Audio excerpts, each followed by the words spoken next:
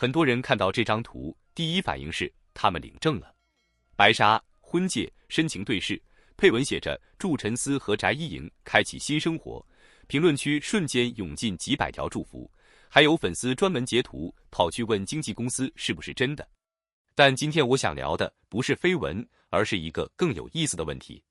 为什么一张来自短剧的截图能让这么多人心甘情愿把假的当成真的？先说说这两个人的分量。陈思1999年出生，辽宁铁岭人，出道以来拍过30多部短剧。这几年他主演的作品随便列一部出来都是数亿播放量。今夜沉溺累计播放29.6亿，一度冲上热度榜第一。老公请和我恋爱吧上线5周，观看量突破20亿。去年横店微短剧之夜，他拿下了年度瞩目星耀男演员奖。翟一莹这边更夸张，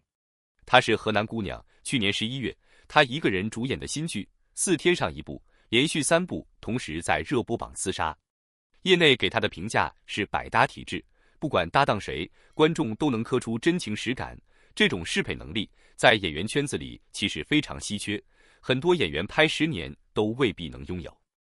而这次话题的起点是他们合作的短剧《今日已喜欢》，一共93集，讲的是女主因为一场误会被迫闪婚，男主外表冷漠，内心却步步为营地靠近的故事。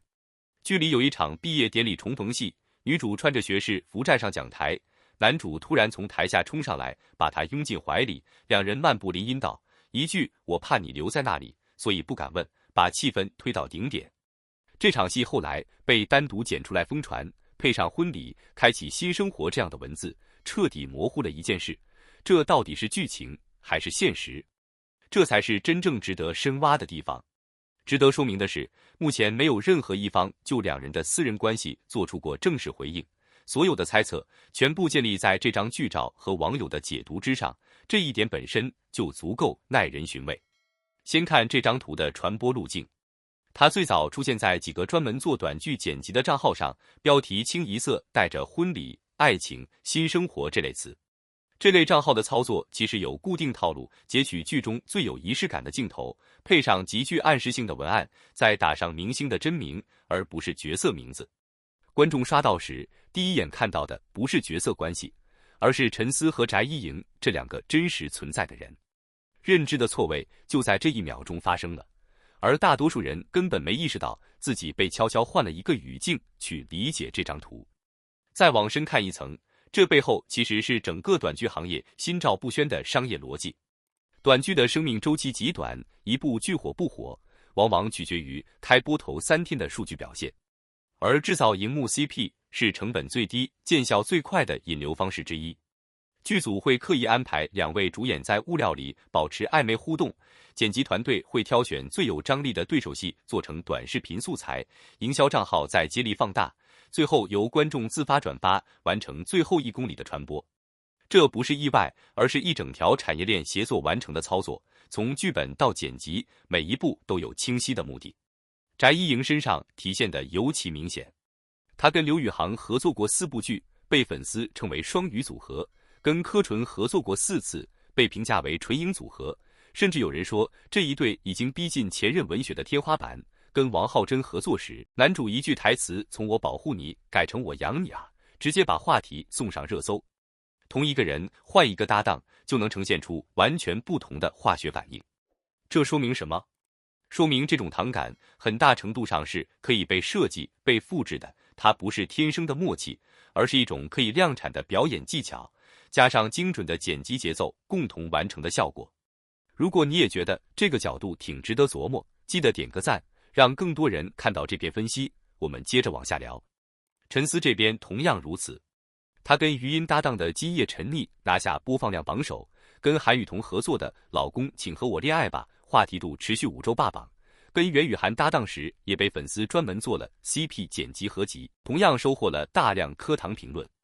如果每一段合作都能被解读成真实恋情，那真正该问的问题是，观众相信的到底是这2个人，还是这套屡试不爽的公式？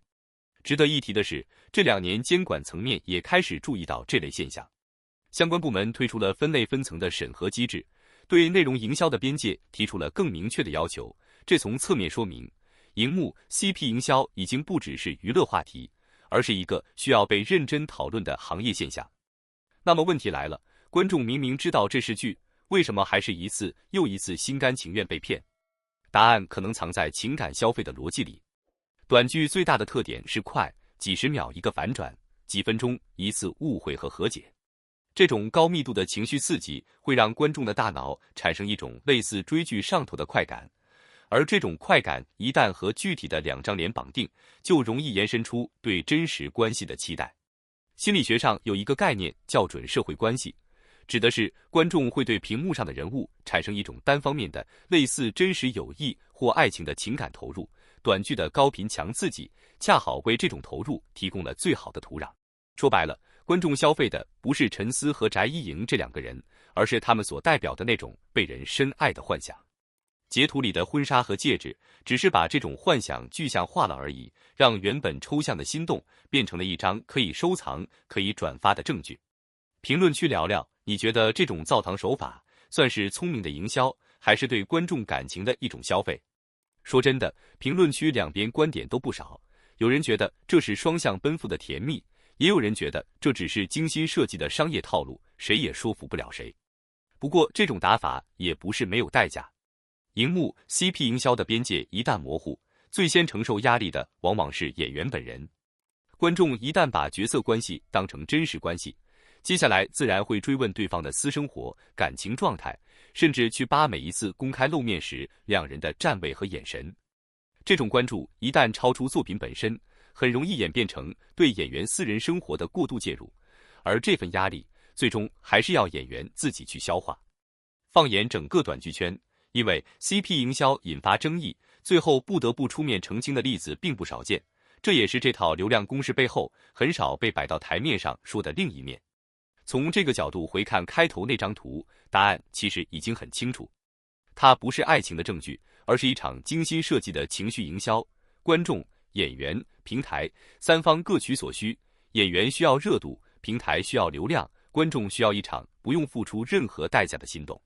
没有谁在真正欺骗谁，只是每个人都默契地选择了自己愿意相信的那一部分，这或许才是短剧 CP 文化能一直存在下去的真正原因。